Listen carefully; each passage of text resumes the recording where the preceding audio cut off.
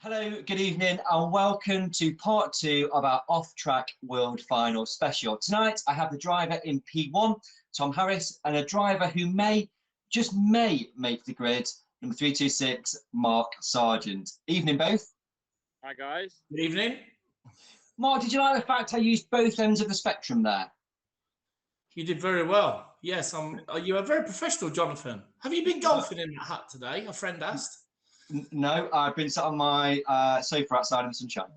Oh, yeah. But I need a hat on. See, you've not lost it, even though it's been that long since we've spoke. You've not lost it. Good.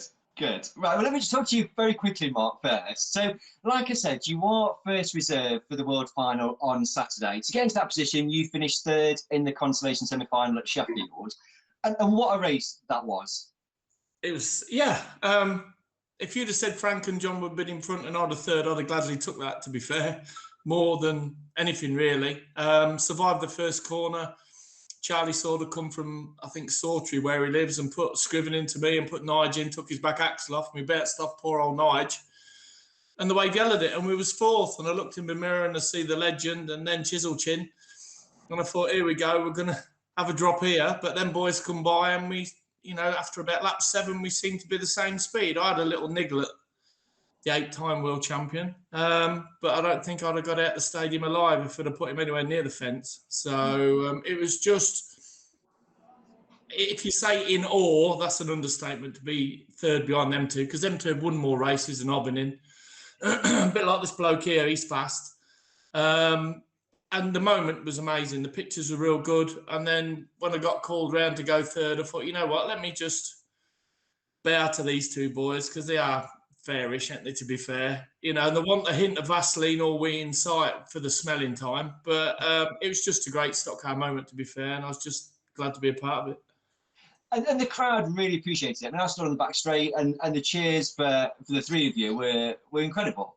Yeah, it's just, about us guys down in the East Coast, we just have a bit of fun. Like, we've ripped Tom for shreds in the last 7 years, and he's still loosely termed my mate. One of many. We don't have to win. We've never had to win. Well, I haven't anyway. Maybe Junior does. But I just race for fun. And it's just, like I say, to be a part of that and the crowd get behind it as well. And the amount of people that said, Sarge, what would you do? What would you do? Even Annette. Annette said to me, I said to her, are we still friends? And she said, you should have been sat where I was watching the race. It was awful. I said, hang on a minute, you should have been sat where I was. But no, he's just, the man's a legend, isn't he? And so is Frank. And I'm just a clown that tries to catch him, basically. And that's it in a nutshell. And like I say, just to be a part of that 1, 2, 3 was mint. I gave my mum and dad the trophy. So fair play. They'll keep that forever. Brilliant, thank you. And you still mentioned the crowd and how much you like to act the clown a little bit, I guess, in a nice way. So just in case you are on the grid, have you thought about your parade lap, what that looks like? No comment. Okay, good. If we're allowed to get a parade lap, being first reserve, I just hope it's not cold. Let's put it that way. So we'll see. Why not? If I actually was good enough or fortunate enough or employed enough tigers to eat the rest of the field to get in a world final, I'd do a world final in my Speedos. Yeah. Do the parade lap in my Speedos. So let's just pray there's only 9 Dutch come. I'm sure a lot of people would like to see that, maybe. I think I'm going to pull out the world final now. Just to see it. Well, Paul Harrison was toying with the idea Saturday night if I got him drunk enough. It was skeggy. But we're just a bit of fun. We've got no chance of winning it, probably no chance of being in it. But so what? It's all about the spectacle and putting a smile on some people's faces. Some people won't like it. It might put some people off the dinner. I don't know. But we just did it for a bit of fun and just have a really good weekend, like we always are doing, really. So that's... Finn will just frown on me and just say some obscenities at me. That's not my dad. No, that's not my dad. No, I am adopted tonight. Yeah. But that's me all over. I just, no shame. Thank you for sharing, and maybe don't overshare on Saturday. So we'll move on. Oh. I'll leave people with a kind of an image in their mind, and we'll leave it there. Who knows, no? Tonight, we're going to look at some of the contenders who are on the grid this Saturday. So if we look at the start of the grid, you've got 55, Craig Finnegan on the outside front row. Craig always seems to be there at the business end of a race. He always kind of seems to go under the radar and then just appear as you're getting towards the end. Tom's already said he'd like Craig to win if it wasn't for him. The stealth bomber, Craig Finnegan. Oh, yeah. The stealth. He is the stealth of stock car racing. Oh, the elite massive. Scares the living daylights out of me. He's fast. Boy's fast from Lee. It's in his blood. Look at his dad. He was fast. And his uncle. And his uncle. Yeah. Anything with a fin in it's fast lately, to be fair. So how does he go so unnoticed in a race? He just comes, you just see him at the end, and I don't know. It's bizarre. Yeah.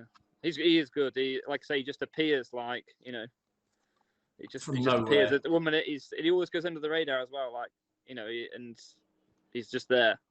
Yeah. Really good. He's in with a good chance Saturday, definitely. Starting behind you, Tom, is 166 Bobby Griffin. And a lot of people are suggesting that Bobby's got a big job to do on Saturday night. Yeah, he has a massive job to do. Fix my car if he puts it through the wall. I've got a good welder. I'll bring some steel. Yeah, I think he's got a bit of weight on his shoulders, hasn't he? He's obviously being put in that position, and a few people are going to be priming him up, and let's just see if he delivers. He put Frank into the tyres at Lund, so just pull your belts in, Thomas. You never know. He likes a tyre or two. Old Bob does. He does. Yeah. But he's had a bit of a sort of quiet start to the season, did Bobby, and he seems to have kind of really found his form over the last couple of months. He looks like a strong contender to me. He does, yeah. It was the same 2019. He had a bit of a poor start to the year, and then come on, and he was in a shot to win the shootout, and he's got two good cars now, and obviously a lot of experience with Peter Folden and Daz Kitson behind him. So he could be the man. And his hair's always soft. Yeah. His hair's like a baby rabbit, Jonathan. You need. And he has the cutest dog you'd ever see. Oh yeah. We've had issues with Bobby Griffin and his dog when we've interviewed him because I think at the start of the season we did his new tarmac car and his dog had caught a frog in the garden. He had to go out and deal with it. It was very funny. He was out of love. He's out of condition, but he's got cute hair. Maybe people will be stroking it on Saturday at the fan zone signing. Maybe now. His hair or his dog? I don't know. I don't know where I was going with it. But I think he'd rather sign his head than his dog. Oh yeah. I could sign his head. Okay, but good. Yeah, we need a bigger pen for Heinze, but he's further down the grid. Yeah, we'll come to that. In the semi-final preview, we spoke to with Ryan, who's on with you, Tom. Ryan was very much wanting to win that semi-final. He managed third. He's inside row 4. He's been very fast at Bradford this year, has Ryan? Yeah, he has. Yeah. To be fair, Ryan's been fast everywhere. Everywhere he's gone, he's got good equipment, good driver. You can't count him out. Just depends obviously what the overseas guys do, but like I say, he could be there. Any views on Ryan, Mark? If he stays off the rum and stops pissing in his bushes, he's got a chance. Yeah, or choking on cooking apples. That didn't go down too good, did it? No, and driving his lawnmower with the lights on. Yeah, like Tom said, he's got cracking equipment. If his head's on it, then he's a proper contender, to be fair, because he's been fast everywhere. Yeah. So fast to the barbers, fast at Lynn, fast at Bradford. Fast in the bar. Yeah, fast to the bar. Yeah, fair play to him. Yeah, always quick on his day.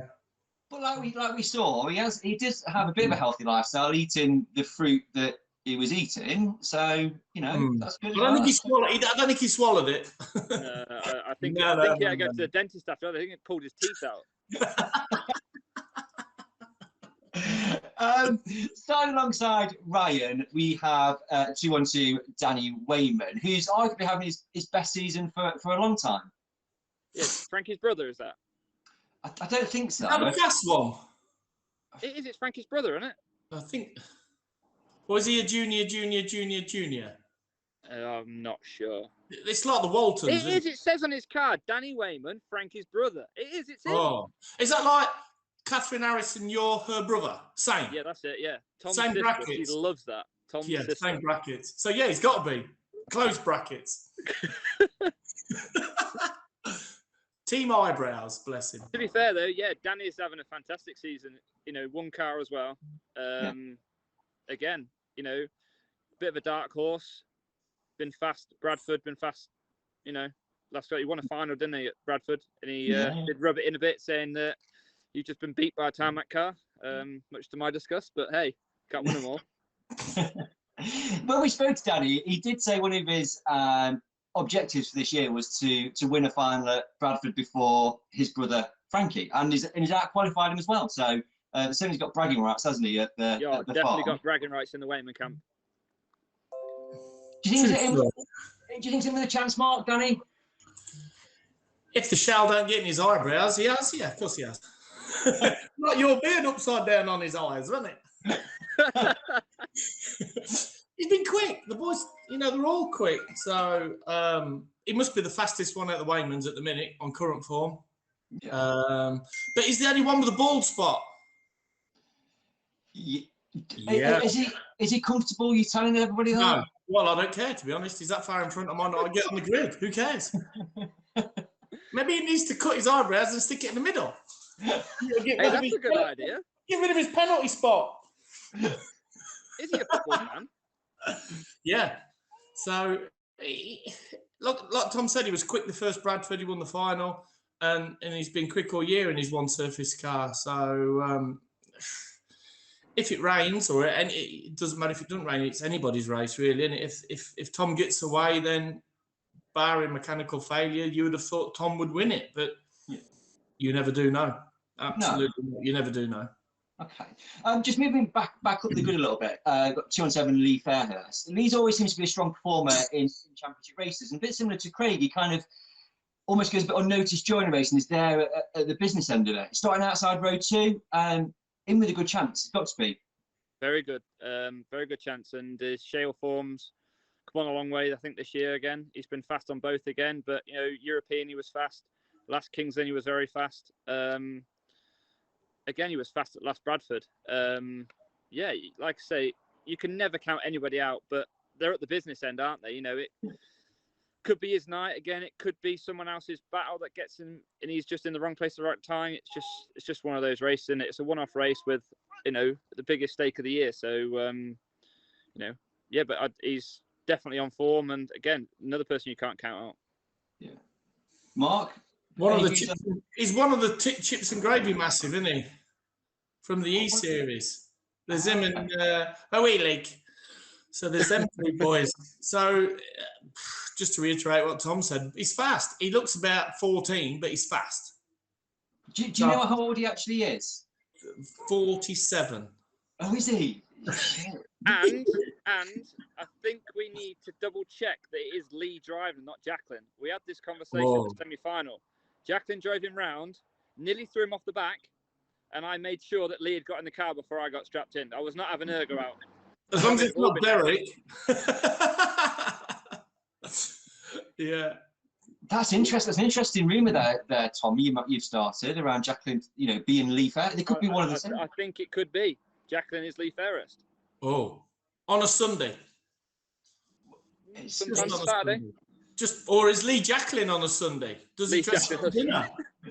That's it. People do that apparently, don't they, Mark? I've heard of that. Have you not in my village. No, not in my village. No. They might do in their village. I don't know. They might play that key game. What is that, Mark? I'm not sure what the key game is. I'll end up with the airing cupboard, wouldn't I? Right, so moving on from Lee / Jacqueline, maybe a bit of an unknown quantity. I don't know. You've got 445 Nigel Green. He's only raced 4 times this year, but the first Bradford, he was very fast. Again, Nigel's speed and his characteristics of a driver, he's definitely another person you can't count out on Saturday. Yeah. Doesn't really say much, just says how it is. Will pass everybody clean until somebody upsets him, and then as you said, they can have a drop. Boom. Yeah. But yeah, first Bradford. You know, it's a shame Nigel hasn't raced more this year because he's a fantastic driver, and I think it'd be good for the sport if he come back full time. I understand his lad's in karting now, and he's doing really well, so he's putting his time into that. But yeah, like I say, first Bradford, really fast, won the final. These, again, could be there on the night. Okay. Mark. He's fast.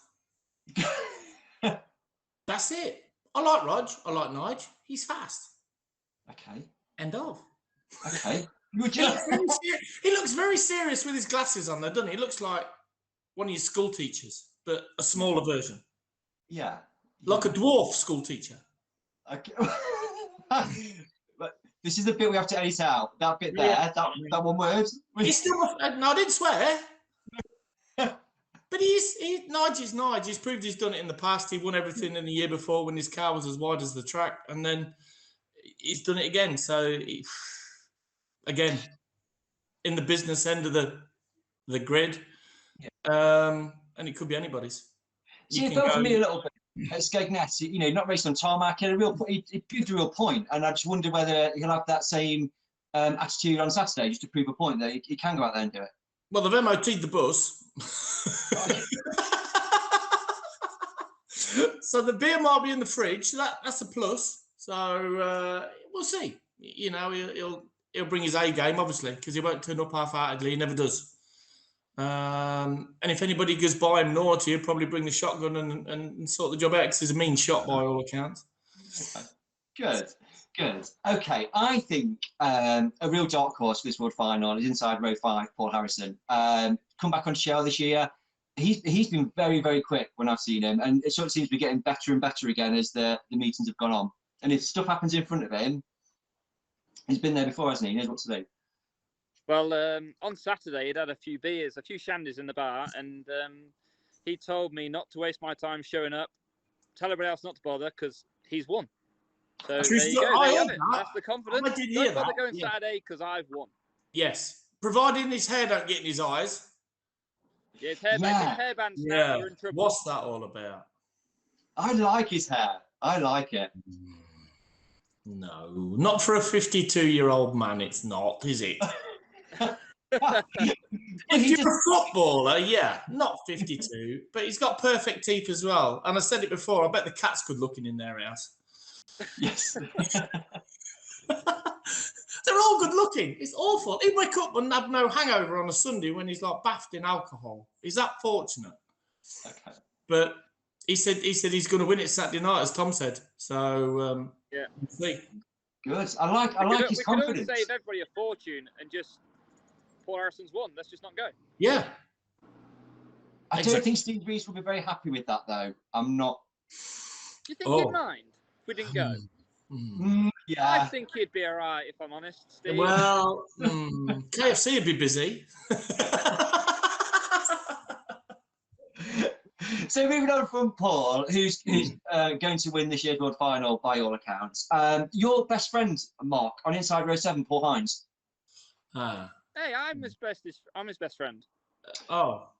No, that's what he told Mark me anyway. No, Mark said he was, just so we could get on and do this. That's the only way. Oh, right. Okay. No. I never actually said we were friends. Okay. I worked with him last year, and he just poked the bear a little bit with his Facebook wisdom. Like you, when you hide behind your keyboard, you have a double strength squash, and off you pop, don't you? So, a window boy's time will come. But did anybody notice that the last Bradford, he'd had his hair cut, but he'd not had the front bit cut? No. Because if he had the front bit cut, then his forehead would have been about here. And actually, he come walking by with his new dog, and I stopped him and started pulling his hair back, and he didn't swear, but he was... No, don't do that, Smudge, because his forehead's here. It's even bigger than normal. Oh, okay. So why have the sides cut and don't have the roof cut? You know, bless him. Little old window boy. Maybe it's Simone's thing. She likes it. I don't know. Who knows? But no, he's a good mate. I got a lot of time for 5 Ed. And He won't hit anybody. His front bumper's glass. He showed that at Skeg, didn't he? So, Hey, it's tamper-proof glass. It's that shatterproof stuff.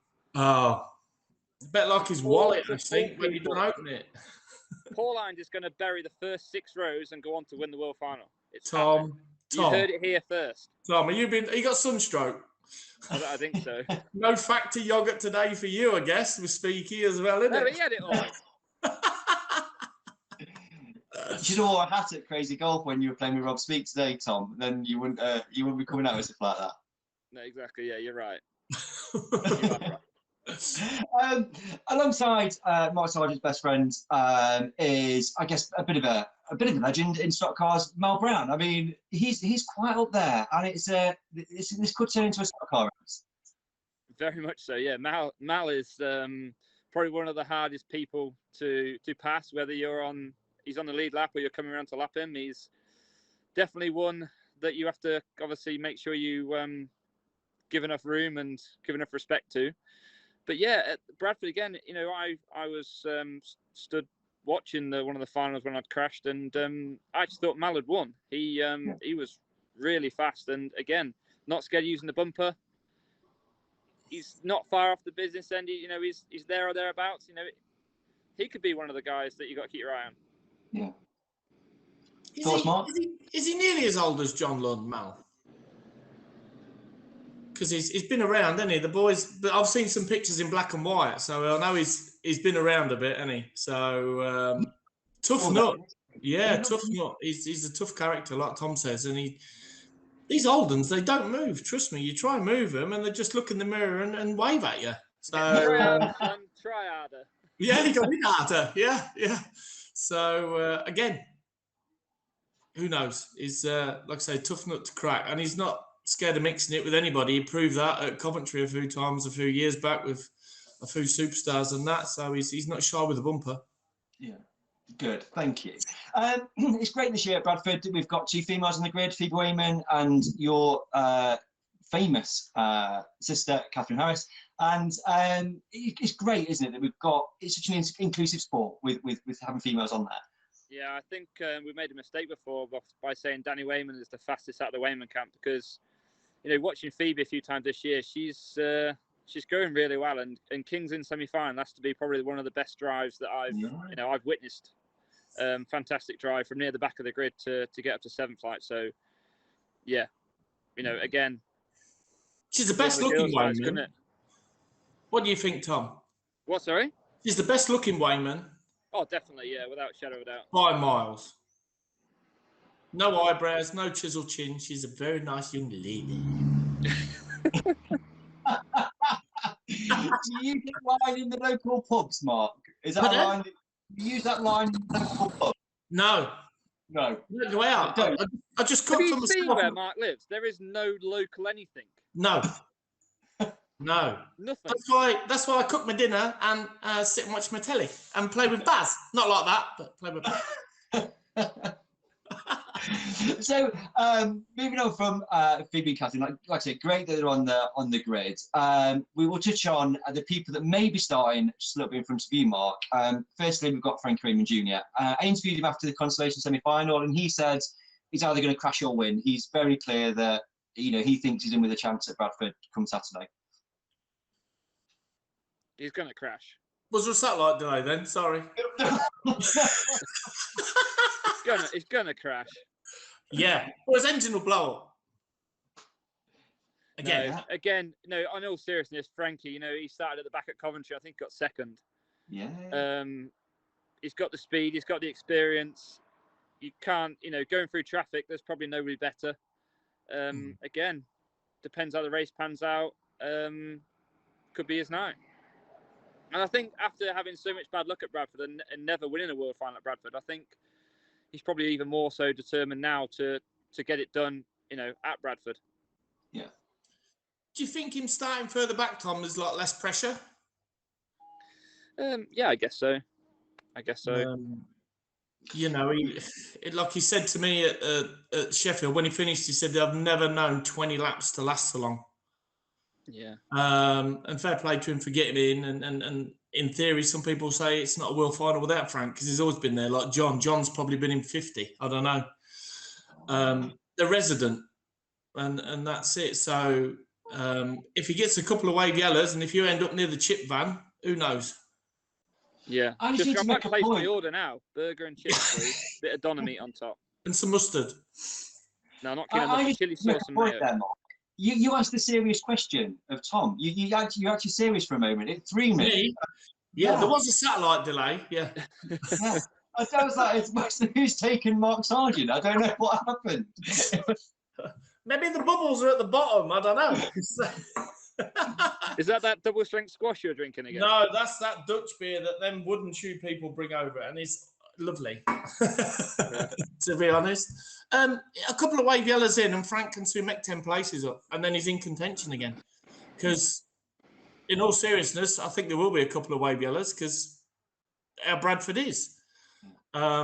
And if it rains as well, then it's an unknown quantity because we've not had a wet meeting now. I know the Chase first meeting now, it was wet and shitty and the track's different now, but it'd be an unknown quantity for everybody if it rains. So who knows? You know, fair play to him if he gets in the top 10 from where he's starting. I'm sure he will, unless it's mechanical failure. Same with the guy starting next to him. You know, they've both seen it. They've both done it. You don't need to ask them or tell them how to suck eggs because they've done it all. You know, it's as simple as that. Perfect. I've got one more driver to talk about before we lose Tom to the darkness. And that is the driver starting alongside Frankie. So 53, John Lund. You know, when I spoke to him, he's very clear that he thinks the track's going to be wet. He thinks that there's going to be a lot of stuff happening in front of him, and he's very confident of a decent result at Bradford. And he felt that the track at the last meeting was very much how it was back when we raced there in the late 90s. But it's brilliant to have him on the grid, isn't it? Absolutely brilliant to have him on the grid. It's brilliant to have him on the grid, and I just hope that they do his driver introduction and his parade lap on Friday, because you know whoever goes out after or before John Lund, you know the place is going to absolutely erupt when he arrives. You know, I wouldn't like to go out after John Lund. No, they will have anything left, will they? Or there'll be no air horns. Everyone will have voices left. But yeah, like you say, he's been there. He's so calm and calculated, John. You know, he's almost horizontal, isn't he? He's that laid back. Yeah.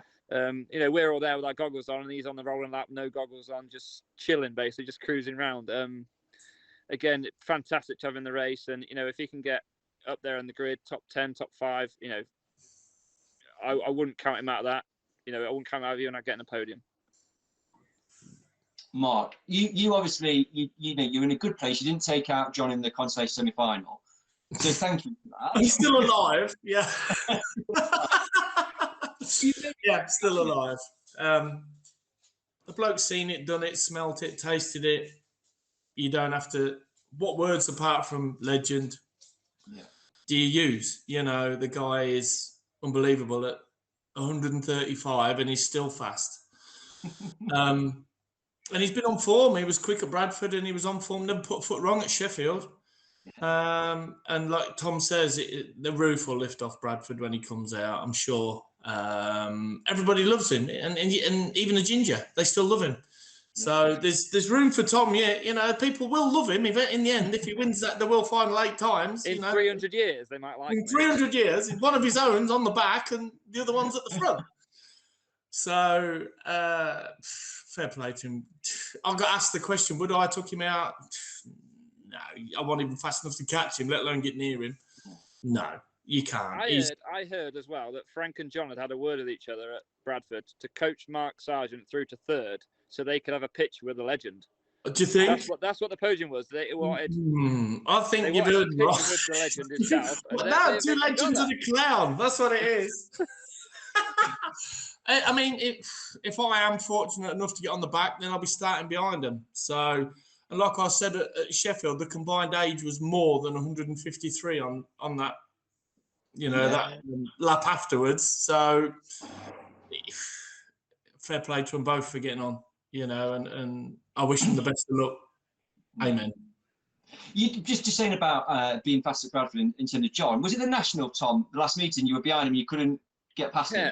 Yeah, it took me 3 or 4 laps. And again, he's like Mal Brown. They have so much experience, and their driving style from years ago is obviously, it's like Jeff Nichols as well. Jeff's another one, you know, old school driver, so hard to pass, so hard. And you've got so much respect for those guys, and especially someone like John. You know, I remember a few years ago at Coventry, I was the young kid come through, put John wide, put him all the wet stuff. Anyway, thought I got away, wave yellows. Green flag went down, and I got hit harder than I've ever been hit in my life, and I ended up in all the wet and in the wall and whatever, and that was like John saying, don't mess with me, son. These kids nowadays. But yeah, like I say, you know, their driving style from years ago, they're so hard to pass, and they're such hard drivers, and yeah, you have to give them utmost respect and, you know, give them plenty of room, because if you get it wrong, then you'll be definitely getting one back. Yeah, absolutely. Like I say, great to have them back in the grid, and I'm sure when John comes out, it'll be a, you know, stadium lift off, you know, as before. Yeah, I think I'm going to request that John does his parade lap on Friday, then everybody will give time to calm down so that we'll get the breath back. A few booze as well. Steve will sell twice as many air horns if he does it on a Friday. Listen, Jim, thank you both so much for that, and I'm sure you both agree. You know, Saturday's going to be a great race. It's a great stadium, and I think that whoever wins the world final is going to be very deserving of that victory.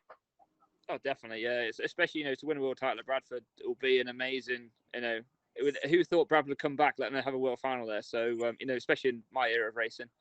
So yeah, that's just. I hope it's a great race for the fans, and win or lose, you know, we'll all be smiling at the end of it. Good. Anything you want to add before we disappear, Mark, and we lose Tom to the darkness?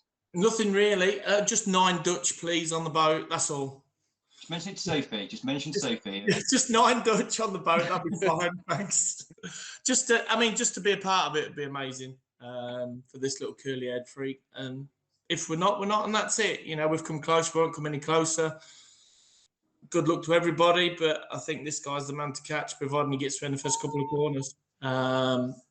Fair play to them all. They're all good lads. And I'm sure all of us, even Friday night with the minis and the saloons and that, put on a great spectacle Friday, Saturday and Sunday. And that's what the crowd want. You know, to talk about it on the way home and then go back the next day and have another bit more and then go back to Northampton and have a drop more. Yeah. That's what we do it for, and that's what the crowd come for. We entertain and they love it. End of. Good. Brilliant. Thank you both for taking time out of your busy evenings, and I will see you both at the weekend. Thank you very much. Thank you very much. Thank you. Yes, ta-da. Bye.